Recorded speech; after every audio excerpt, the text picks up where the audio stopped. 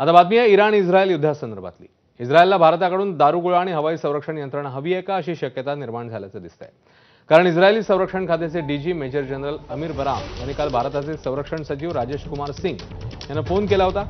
बराम यांनी सिंग यांना Iran Israel युद्धाबद्दल माहिती दिली, मात्र त्यांचं संभाषण तेवढ्यावरच थांबलं नसल्याची माहिती आहे। इस्रायलला भारताकडून दारुगोळ्यासोबतच हवाई संरक्षण यंत्रणा पुरवली जाण्याची अपेक्षा आहे असं काही तज्ज्ञांचं म्हणणं आहे। याचं कारण म्हणजे इराणचे क्षेपणास्त्र हल्ले रोखण्यात आयर्न डोम ही इस्रायली हवाई संरक्षण यंत्रणा 100% प्रभावी ठरत नाहीये। कारण इराणने सोडलेल्या 300 क्षेपणास्त्रांपैकी किमान 40 क्षेपणास्त्र अशी होती जी इस्रायली हवाई संरक्षण यंत्रणा टिपू शकली नाही आणि म्हणूनच इस्रायलला आता भारताची मदत हवी आहे का असा प्रश्न उपस्थित होतो।